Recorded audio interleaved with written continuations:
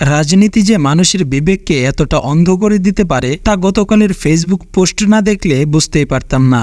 জামায়াত ইসলামের আমির একজন শোকাহতের মাকে জড়িয়ে ধরে সান্ত্বনা দিচ্ছেন, আর আপনারা সেটাকে প্রেমিকার সাথে সাক্ষাৎ বলে ট্রল করছেন। ছি, লজ্জা তো দূরের কথা, আপনাদের শরীরে মানুষের রক্ত আছে কিনা তা নিয়ে আমার সন্দেহ আছে। একজন শহীদের মাকে নিয়ে যারা এই ধরনের কুরুচিপূর্ণ ইঙ্গিত করতে পারেন তারা আর যাই হোক অন্তত মানুষ হতে পারে না। আপনাদের চোখে এই মায়েরা কেবল রাজনৈতিক হাতিয়ার কিংবা ভোগের বস্তু, কিন্তু এদের পরিচয় কি আপনারা জানেন? এরা সেই মা যারা ২৪-এর আন্দোলনে নিজের কলিজার টুকরোকে দেশের জন্য উৎসর্গ করেছেন। জামায়াতের আমির কিংবা বিএনপি লিডার তারেক রহমান যখন এই মায়েদের জড়িয়ে ধরেন তখন তাদের চোখে ছিল মায়ের সম্মান, আর আপনাদের চোখে ছিল কামনার নোংরামি।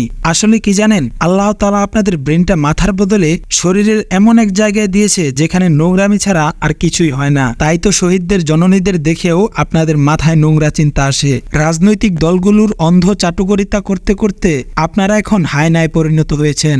নিউজ চ্যানেলে দেখলাম মির্জা আব্বাস বলতেছেন উনি ২৪-এর স্বাধীনতা মানেন না, এমনকি ৭১-এর স্বাধীনতাও মানেন না।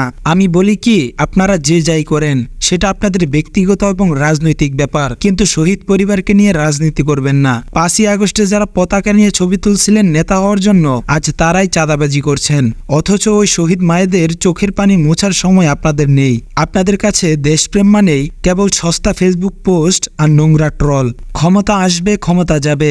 আজ আপনারা রাজনৈতিক চেয়ারের লোভে ২৪-এর শহীদদের বিক্রি করে খাচ্ছেন, কিন্তু মনে রাখবেন ওই মায়েদের আর্তনাদ আর চোখের পানি যখন আরশের আজিমে পৌঁছাবে তখন আপনাদের পালানোর জায়গাটাও থাকবে না।